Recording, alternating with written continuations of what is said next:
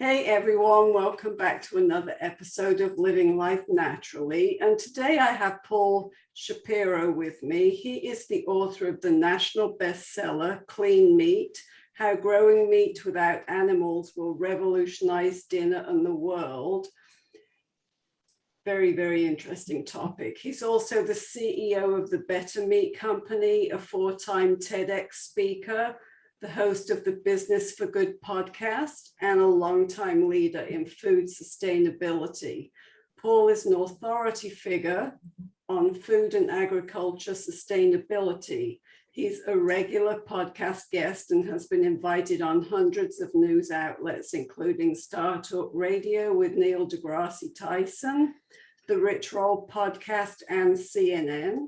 He's also published hundreds of articles that range from daily newspapers such as the Washington Post to pop-sci publications like Scientific American, as well as magazines like Fortune and academic journals.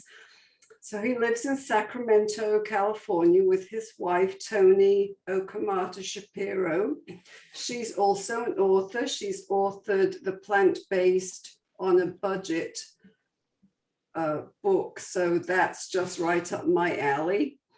And they have a very friendly pit bull called Eddie.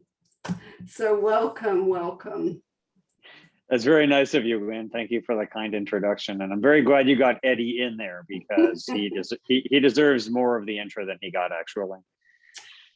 So tell our viewers who don't see his picture what kind of dog, how old is he? And all right, I love talking about him. So Eddie is 3 years old. My wife and I were fostering him at the very beginning of the pandemic. He was a stray homeless pit bull, and they shut down the animal shelter here in Sacramento for obvious reasons at the beginning of the pandemic.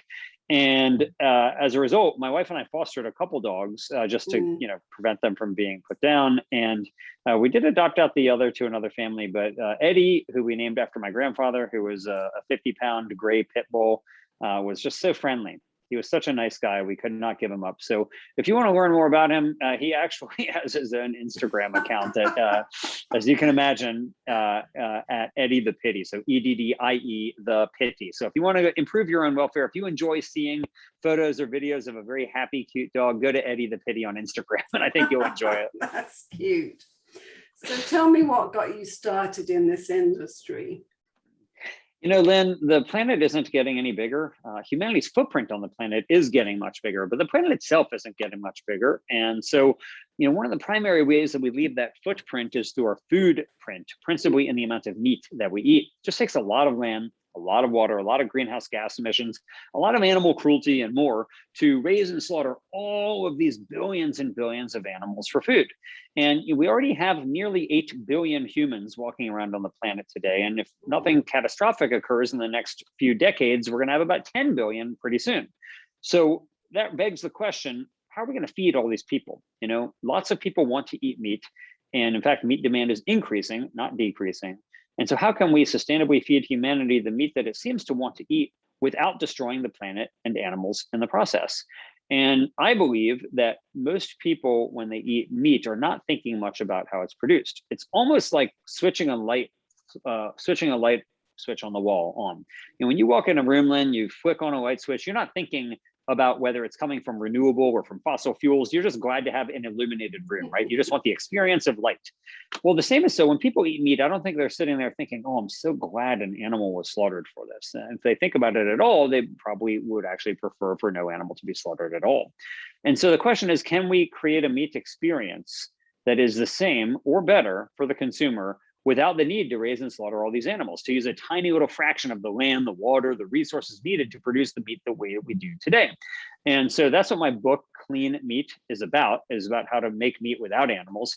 And that's what my company, The Better Meat Co., is doing, is creating meat experiences for people that are divorced from animal slaughter so that we can satiate the meat tooth, so to speak, without the need for animals. And how does that process work? Well, there's lots of ways that you can do it. So if you think about, Lynn, for example, with energy, right? So to go back to that clean energy analogy, you can use solar, you can use wind, you can use geothermal to, let's say, get the light on in your room. Well, there's lots of ways that you can mimic meat from animals without animals. One of them is to grow animal cells into meat. So it's not a meat alternative, it's not a meat replacement, that's actual animal meat that is simply grown from cells rather than from slaughter. That's what some people call clean meat or cultivated meat. And then you also have, instead of borrowing from the animal kingdom, you can go to the plant kingdom. And that's what companies like Beyond Meat and Impossible Foods and others are doing by making things like peas and wheat and soybeans into things that really mimic animal flesh. Then you can do what companies like the Better Meat Co. are doing, where we're not using from the animal kingdom nor from the plant kingdom, but we use from the fungi kingdom. It's a totally different kingdom altogether. And we take microscopic fungi and we subject them to an all-natural fermentation, where we feed potatoes to those microscopic fungi. And just in the same way that a cow eats grass and converts it into a steak, our little microscopic fungi consume potatoes and they convert it into a food that really looks like steak. And so we can make within hours, though, that happen. So with that cow, you have to feed that cow for more than a year before you slaughter her.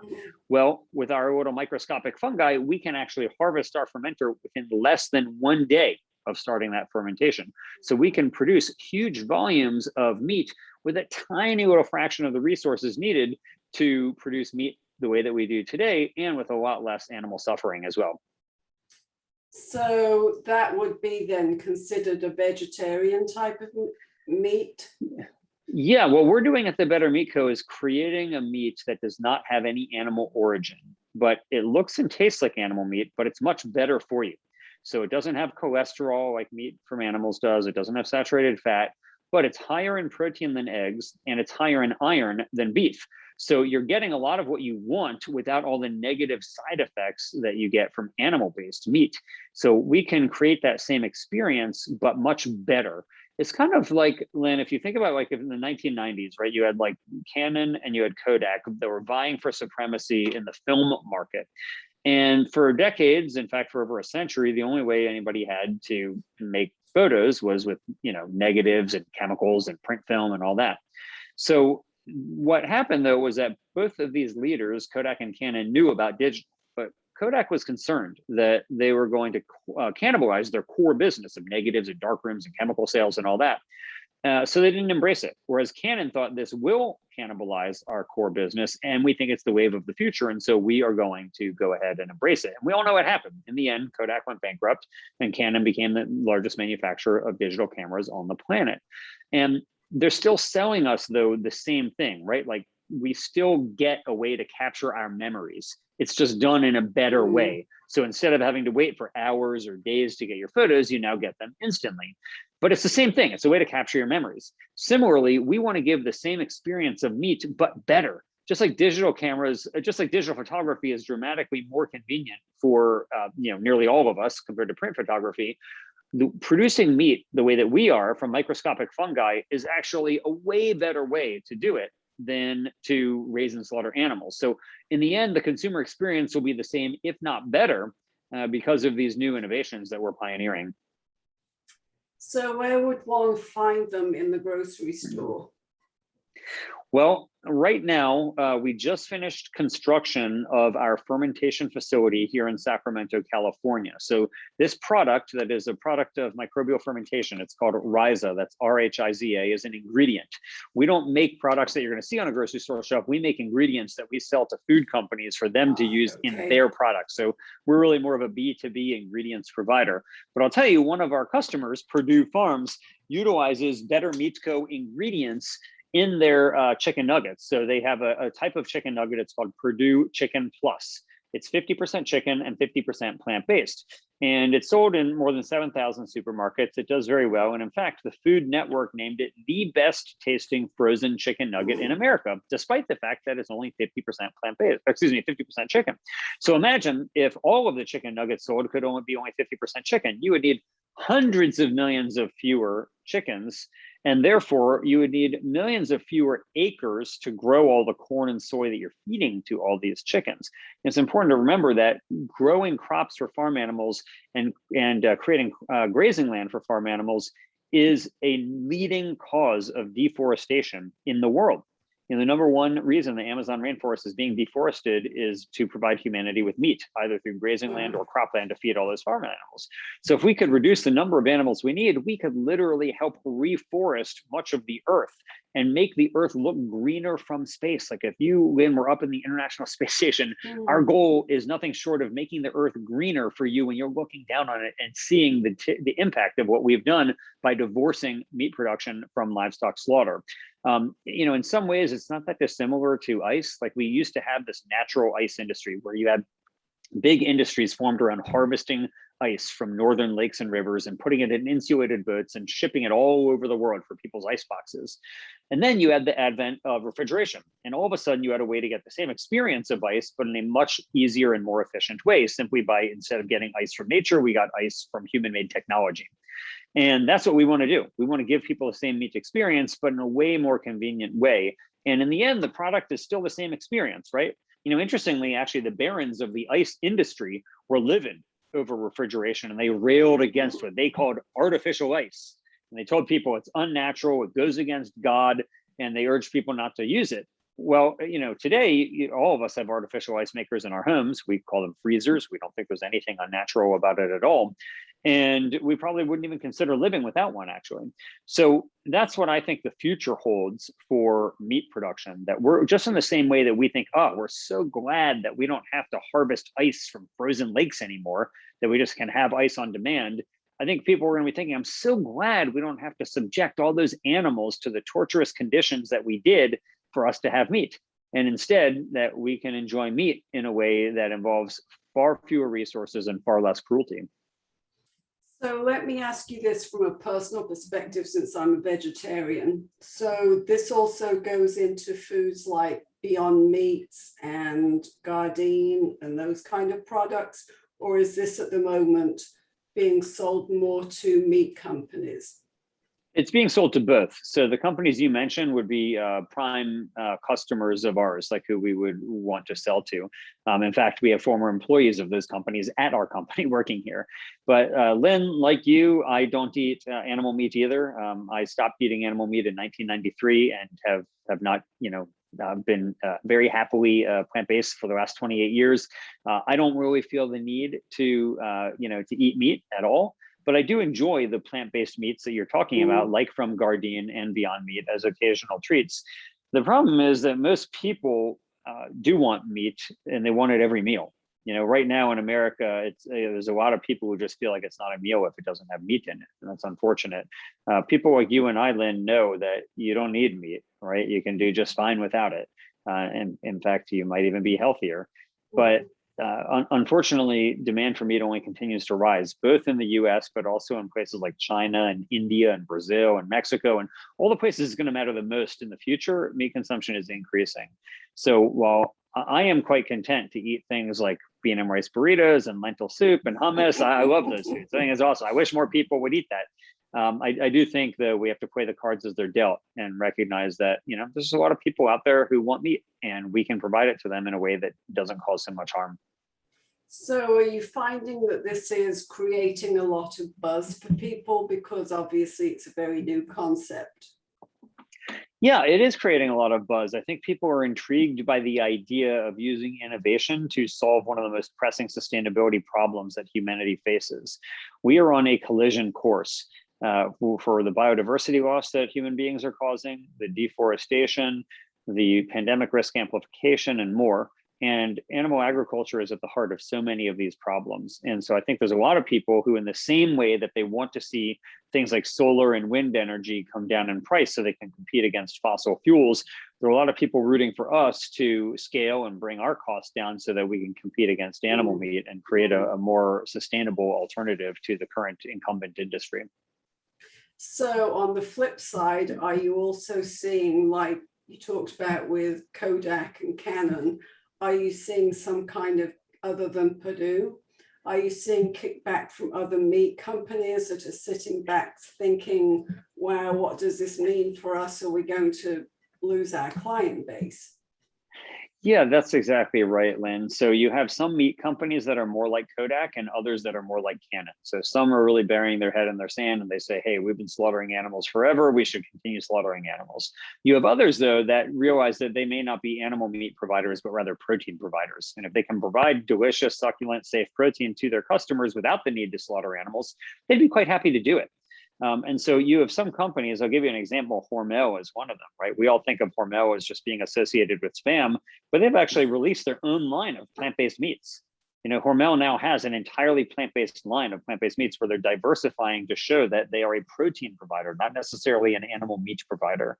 And so there are many other companies that are in that realm, like Hormel, that are dipping their toe in the animal-free protein waters.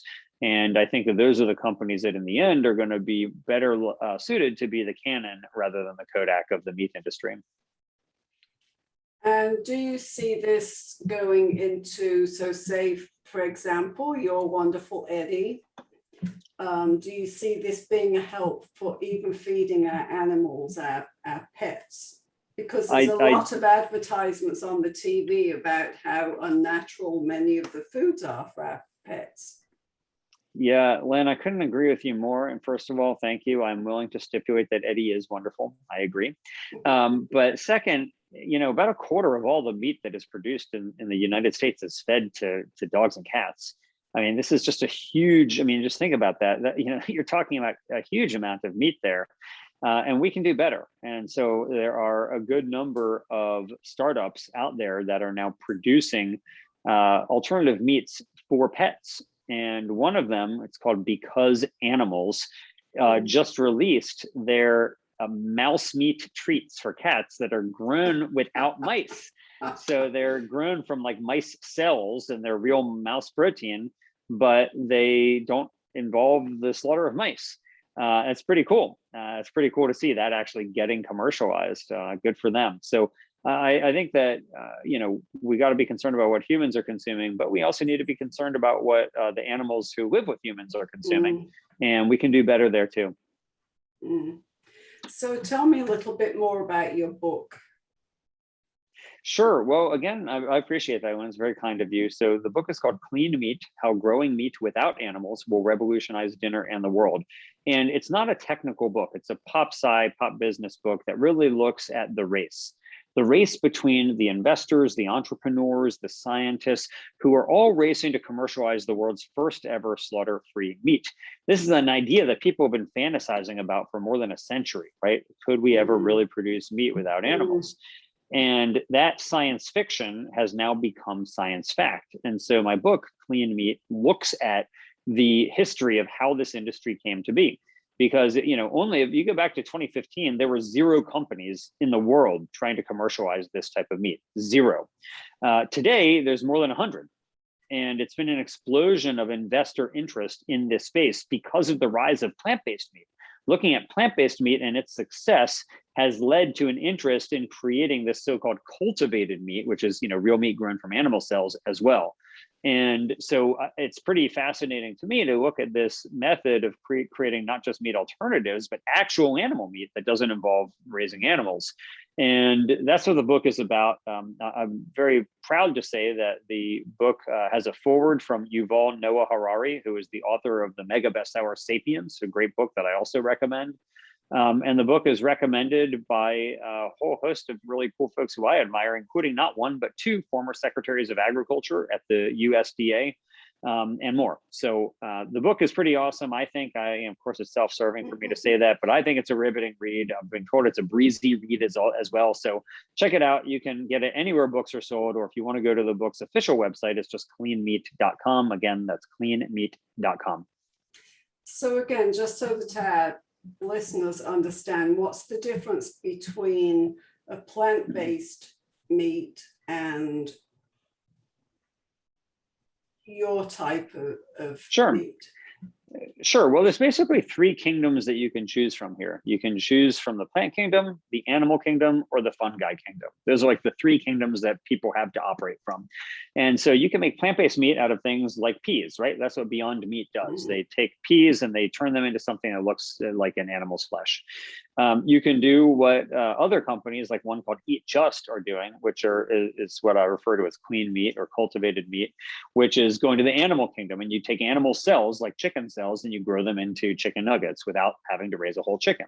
Or you can do what companies like the Better Meat Co. are doing and go to the fungi kingdom. And with that, what we do is, again, a very special type of fungi fermentation, where we essentially feed microscopic fungi things like starchy foods like potatoes and let them convert that into things that look like animal flesh. So those are really like the three avenues that people have right now for creating animal-free meats. Maybe other people will come up with fourth or fifth options as well, but those are the three things that people are really doing right now.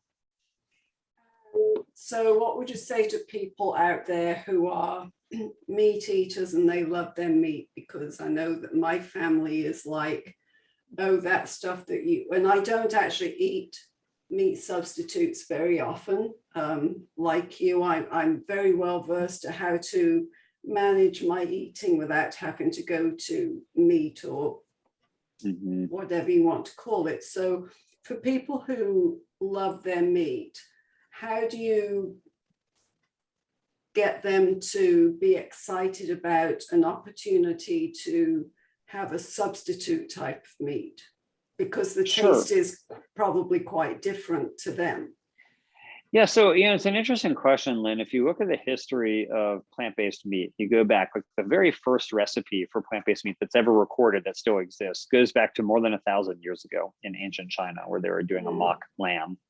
Then you fast forward to the late 1800s, where you had people like John Harvey Kellogg actually making plant-based meat and started selling it. He was actually John Harvey Kellogg of Kellogg's was the first person to ever patent a formula for a plant-based meat back in 1899. Then you come into like the 1970s and 80s, and you have companies like Light Life and others that are trying to make something that's kind of meat-like, but really designed for vegetarians. That it was the type of thing that a vegetarian could eat that didn't really mimic, it wasn't fooling anybody into being meat, but it was kind of meat-like. Then you get to today, where you have companies like Impossible Foods and Beyond Meat that are actually really mimicking the experience of eating meat.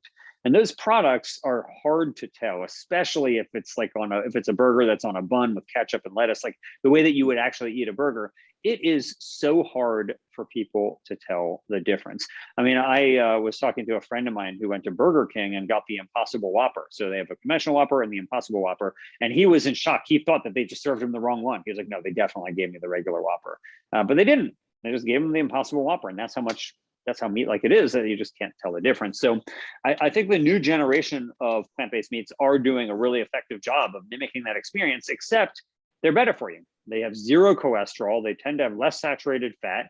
They are better for you. It's not to say they're health food. It's not to say they're as good as eating a kale salad, but it is better for you than, if you're going to Burger King and you have your choice between the conventional Whopper and the Impossible Whopper, it's better to get the Impossible. And it is better, although, of course, my husband was very excited for me when they first came out with the Impossible Whopper. And then I said to him, okay, well, first of all, go in there and ask them at Burger King, how do they cook that Impossible Whopper? They cook it the same way they cook the others. So for me, I couldn't eat that because that is cooked on the same charbroiled grill that has meat on it. That's just me. I'm just weird. Well, I don't know about that. I would just say, for people who are vegetarian for, let's say, animal welfare or for environmental reasons, I don't think that's gonna be prohibitive for them, since it doesn't harm animals to cook the Impossible Whopper on the same grill. But for people who have like some personal issue with having something that might have touched the same surface that meat might have touched, that's an issue. I'm sure they would be happy to microwave it for you if you wanted. But that's it's an issue. But for me, like the reason that I became plant-based is really out of a desire to help animals, and I doubt the animals care what surface it's cooked on. So that was not, that's not prohibitive for me. But you can go to the store and buy your Impossible meat there and cook it at home and do it just how you like, and you'll really enjoy it, I'm sure.